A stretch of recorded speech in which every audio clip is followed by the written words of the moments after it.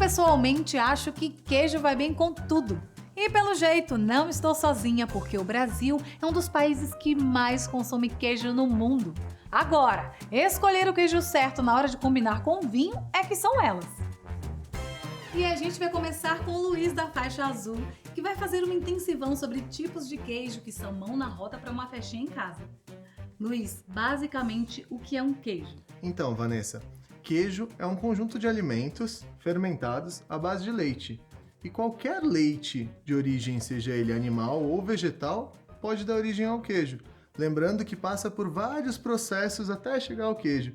E que peças como, por exemplo, essa do queijo parmesão, são utilizadas inclusive muitos litros de leite para chegar nessa iguaria que é o queijo que está na mesa dos brasileiros. Agora, uma coisa que eu sempre quis saber: por que alguns queijos são amarelos e outros são brancos? Isso é uma característica muito importante, né? O que difere, basicamente, os queijos são os ingredientes. Então, o leite, a origem do leite, né? Tradicionalmente, o leite de vaca é muito mais comum no Brasil. Também os ingredientes como o fermento, então a origem do queijo. Por isso, características diferentes, como, por exemplo, cremosidade, olhaduras, que são os furinhos, né? Nos queijos, ou sem olhaduras.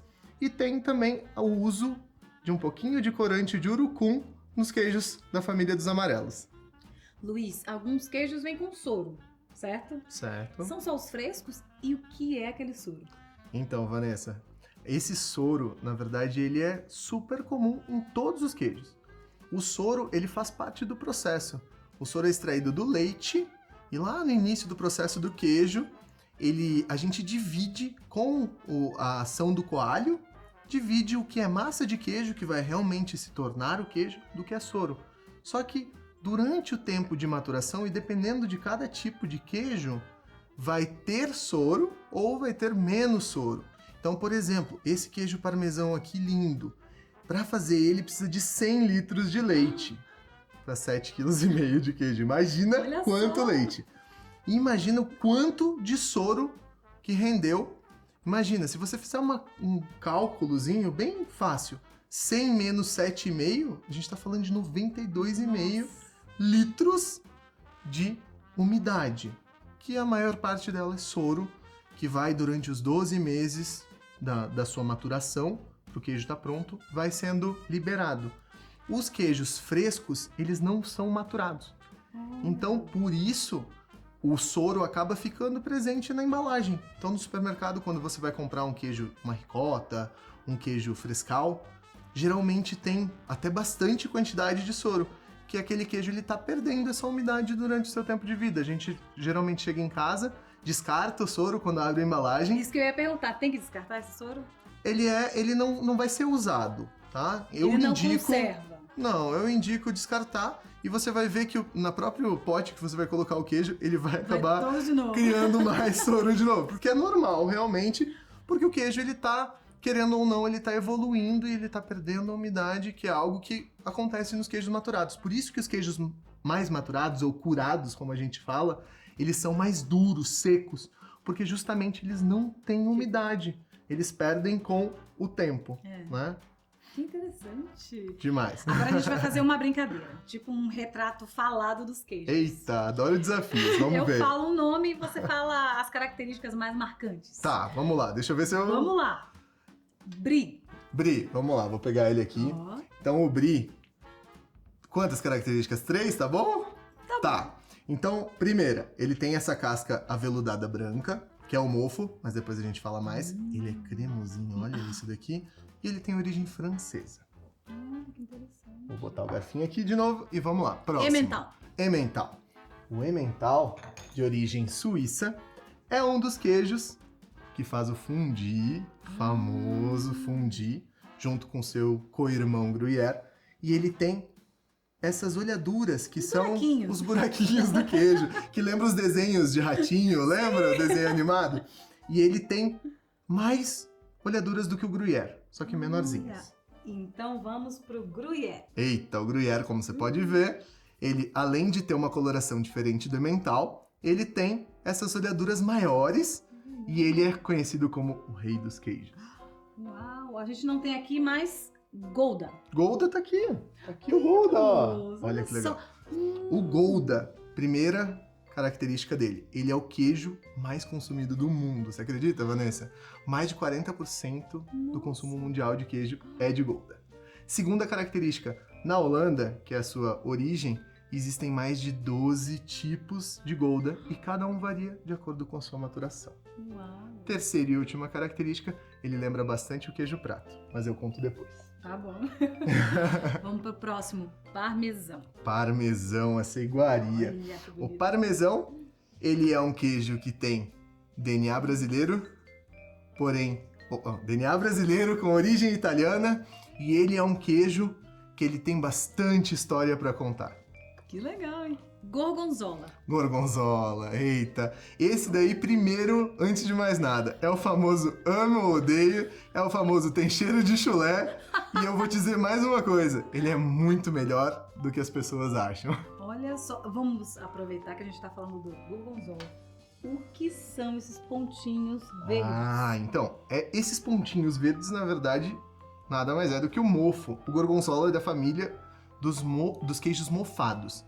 Família dos mofos azuis, por mais que ele seja verde, é da família dos mofos azuis, juntamente com o Roquefort, que é um queijo também mofado, Forte. de origem francesa, diferente do gorgonzola, que é italiano, e ele tem a característica diferente de sabor, justamente porque o gorgonzola tem origem o leite de vaca, enquanto o Roquefort o leite de ovelha. E o gorgonzola, daí ele acaba aparecendo durante a sua evolução esse desenvolvimento dos pontinhos verdes e também algumas linhas, né, que são perfurações que fazem sobre a peça. Ó, dá uma olhadinha nos furinhos aqui, tá vendo? Justamente para que o ar se abra nesses furinhos e o mofo possa desenvolver sobre a peça. Quanto mais evoluído, mais pontinhos verdes. Mais pontinhos verdes, mais intensidade de sabor, mais maciez e cremosidade. Derrete na boca. Gostinho peculiar. Hum. Agora o queijo brie. Por que tem essa capinha firme, Então, branca? Lembra que a gente falou que ele é bastante cremoso? É. Dá uma apertadinha aí pra você ver. É muito legal quando a gente faz isso. Então, essa cremosidade, que é a ação do fermento de origem francesa, do brie, ela só tem essa ação no miolo interno por conta justamente da pulverização do mofo. Diferente do gorgonzola, que cria esse mofo por dentro, bolinhas verdes, essa casca branca aveludada é o mofo que é pulverizado dentro da câmara de maturação. Gente, é incrível. É incrível. Você vê ele bem branquinho e daí quando você corta, ele derrete. Já comeu brie com mel e amêndoas? Já. Gente, ele comer É rezando, uma né? experiência gastronômica ir para o paraíso. Quase isso. É quase isso, né? Agora, lembra que eu procurei o Golden e não achei? Aham. É porque eu tava procurando aquela capinha vermelha. Não tem mais? Então, tivemos uma mudança na legislação brasileira, tá? Ótima colocação, inclusive essa sua, né? Muitas pessoas vão se perguntar isso e quando virem a nossa aula já vão tirar essa dúvida. Então, essa legislação constatou, através de pesquisas, que aquele corante que se usava para tingir justamente a peça do queijo Gouda, do queijo Reino, ele não faz bem à saúde. Então, Eu sempre tive dúvida se eu Cortou-se. comia ou não. Então, teoricamente poderia, mas através dessas pesquisas descobriu-se que não. Então as indústrias de queijo estão atrás de um corante que entregue a mesma performance, porque é uma característica que dentro do mercado brasileiro o cliente se acostumou a ter o queijo Gouda com Uma essa capinha. casca, tá? Essa capa vermelha.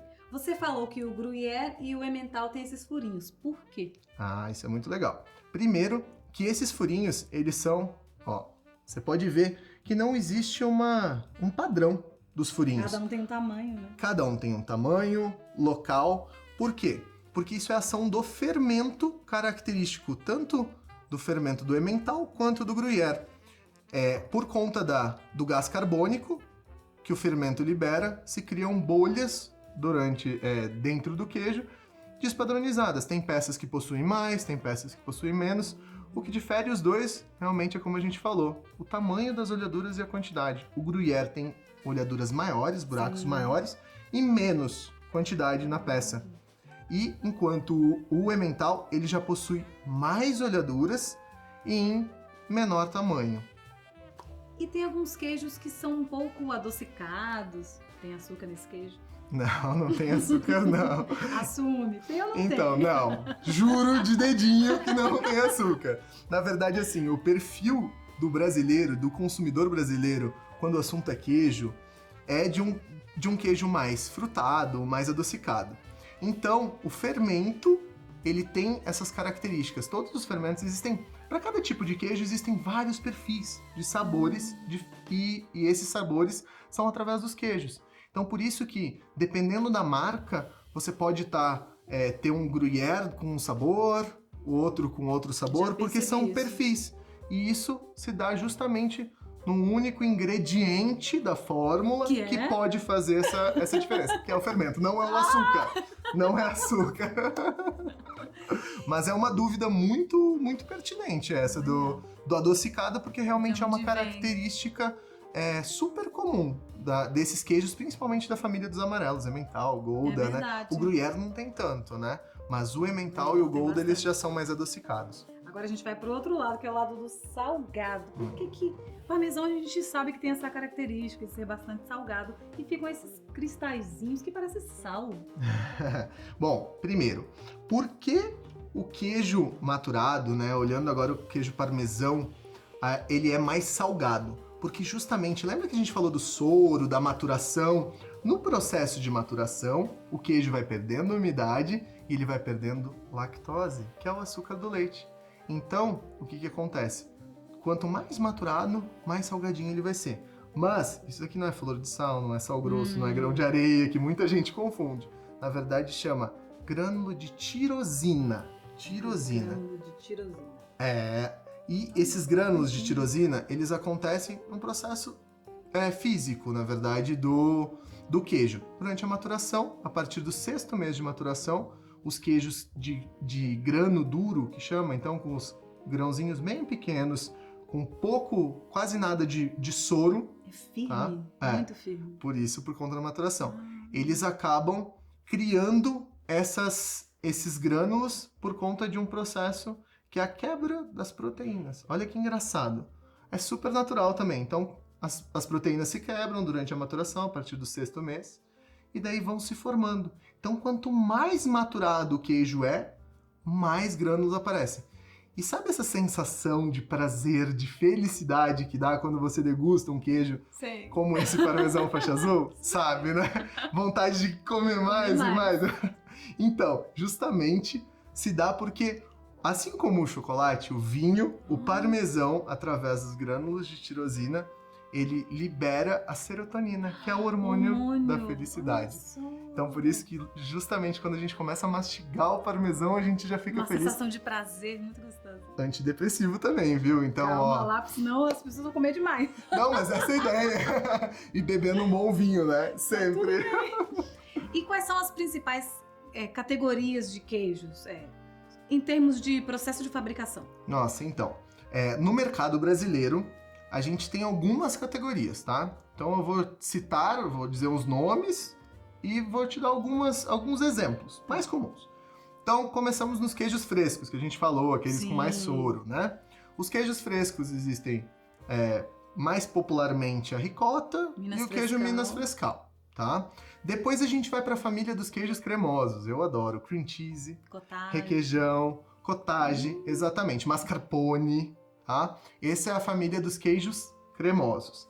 Depois a gente entra nos queijos amarelos. Então, Gouda, Emmental, Gruyère, Provolone, todos esses são da família dos amarelos, tá? Depois nós temos os queijos mofados. Dentro da família dos mofados a gente tem, exatamente, os de mofo azul, como a gente falou. Não tem então, como confundir. Gorgonzola e Roquefort, exato, né? E os de mofo branco, então o Brie e o Camembert. E depois, para finalizar, os queijos queijos duros, que a gente chama. Porque duros, que nem você pegou antes, são firmes, são secos e bastante maturados, tá? Então essas são as famílias, né, os tipos mais comuns e alguns exemplos que a gente encontra mais no mercado e consome mais no dia a dia.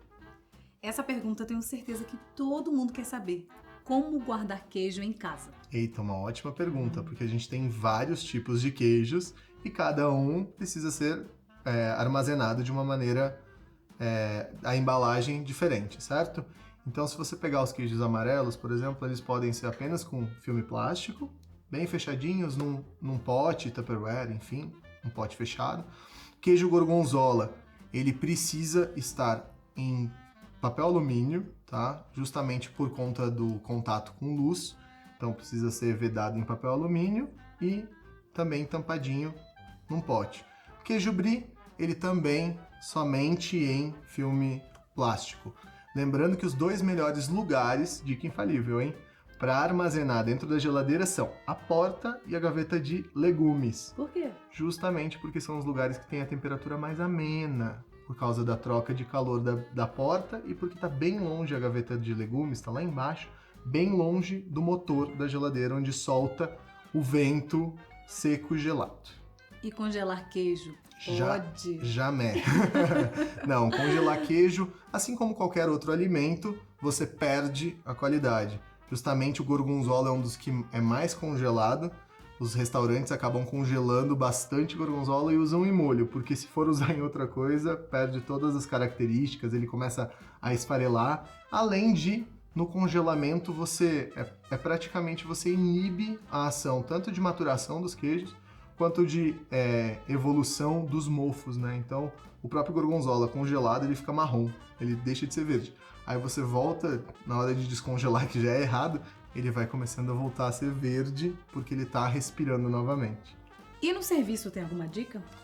Claro, é sempre bom você retirar 30 minutinhos no mínimo antes o queijo da geladeira, para que ele possa respirar e as características na hora do consumo se aparecerem mais. Porque quando você come um alimento gelado, qualquer alimento, você vai sentir muito mais a característica do gelo, do frio, do que as próprias características do alimento em si. E o queijo, cada queijo, como a gente viu, tem as suas características especiais. Então é importante sempre tirar um pouquinho antes do consumo, antes de cortar, de montar a tábua. Ótima dica! E de todos os tipos de queijo que falamos aqui, qual você levaria para uma ilha deserta? Gente, uma ilha deserta. Eu amo queijo, né? Será por quê, né? Eu gosto muito do Gruyère, é meu preferido. Mas o Gruyère eu acho que ele não seria o meu melhor amigo numa ilha deserta. Os mofados também não, ia ser bem difícil de armazenar eles. Eu acho que o Gouda ia ser o meu coringa na ilha deserta, por ele ser mais suave, adocicado, ser um pouco mais gordo e ter uma quantidade de carboidratos, ele ia me ajudar a permanecer firme e forte até um helicóptero me resgatar. Eu tô aqui pensando. Eu tenho fases de queijos. Às vezes eu gosto dos mais adocicados e às vezes dos mais salgados. Mas o parmesão, eu acho que seria o campeão. Esse eu levaria. É mesmo? Nossa, eu adoro o parmesão também. Tem um sabor forte, deve ser por causa da serotonina, que com certeza, essa sensação de felicidade, pô. Se pudesse, eu passava comendo o tempo inteiro, né? Por isso que tem as lascas aí já prontas. É verdade. Luiz, muito obrigada por tanto compartilhamento de conhecimento, muitas dicas preciosas sobre os tipos de queijo. Muito obrigado pela parceria e pelo espaço, foi maravilhoso, Vanessa. E a nossa personal sommelier já está chegando para harmonizar os tipos de queijo com os vinhos.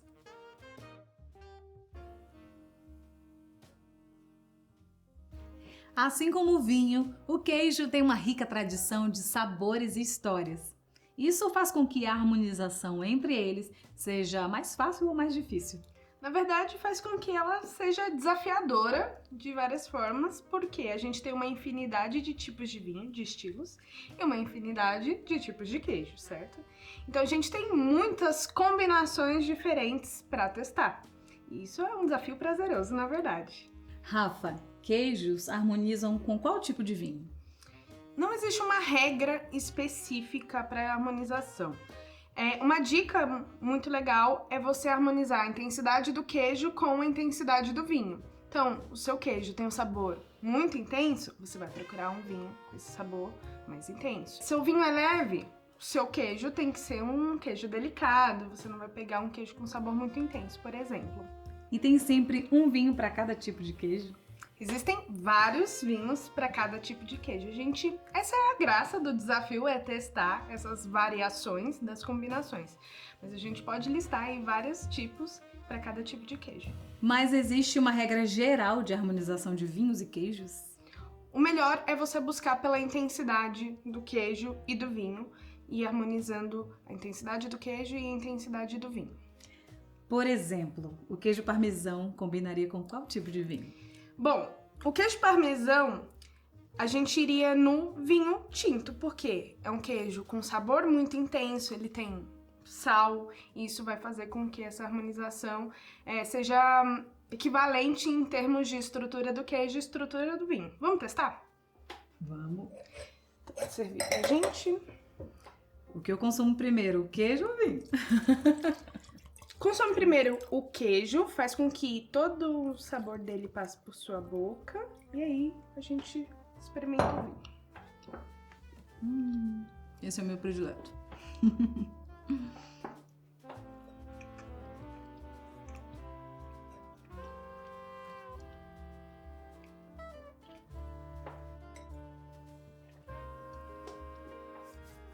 Incrível como combina. Não sei te explicar ainda por quê.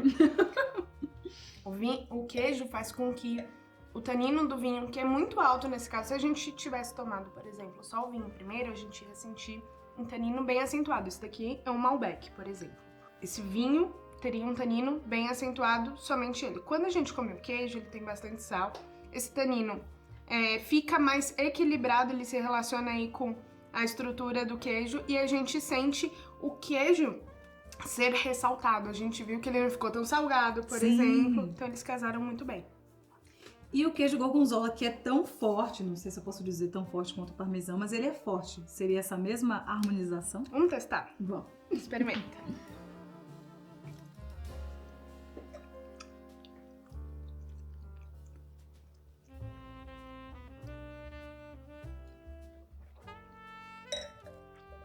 Achei esquisito.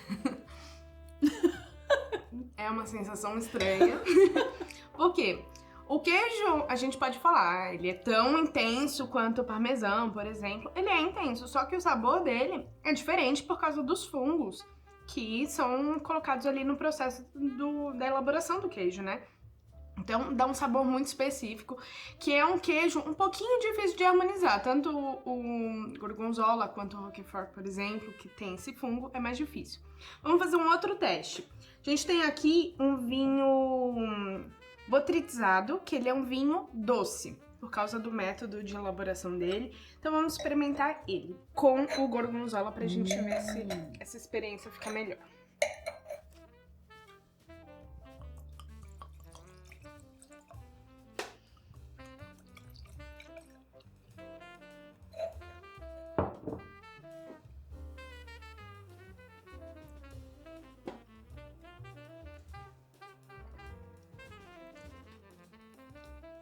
A combinação é muito perfeita. E o vinho é doce. O vinho é doce. Então, todos os vinhos têm uma adaptação de acordo com a variação dos sabores que a gente vai ter nos queijos. Esse queijo tem um sabor muito forte. Então a gente não pode pegar um vinho com tanino, por exemplo, que é uma característica que vai brigar com esses sabores. Então a gente vai pegar um vinho que tenha menor estrutura e que ele seja doce. Essa doçura vai atenuar esse sabor tão intenso que o gorgonzola tem. Dá pra gente colocar, esse daqui é um Sauternes, um vinho botrytizado, mas dá pra ser um colheita tardia, dá pra ser um vinho do Porto, por exemplo, um Tawny, daria muito bem com esse tipo de queijo com fungos. Agora a gente vai fazer um jogo. Eu digo o tipo de vinho e você diz qual queijo combina. Tá bom. Vamos começar com o Chardonnay. Chardonnay, eu colocaria Gruyère, nível de estrutura parecido. O Pinot Grigio. Pinot Grigio, ele é vinho, a gente poderia com uma burrata, por exemplo. Gostei. O Sauvignon Blanc. Sauvignon Blanc dá pra gente colocar com um brie bastante gorduroso. Sauvignon Blanc com uma acidez mais alta. O vinho rosé. Rosé é um coringa, dá pra gente mesclar aí buscar bastante queijos, opções, né? Mas dá pra gente colocar com Gruyère ou com Gouda. Eu colocaria um dos dois. O Pinot Noir. Pinot Noir, eu colocaria um Gouda também. O Cabernet Sauvignon. Cabernet Sauvignon com parmesão. O Merlot. Dá pra gente colocar um Grana Padano, por exemplo? Gostei. Rafa, muito obrigada por compartilhar tanto conhecimento. Eu com certeza vou fazer umas combinações. E eu tenho certeza que você em casa vai fazer também. Até a próxima aula.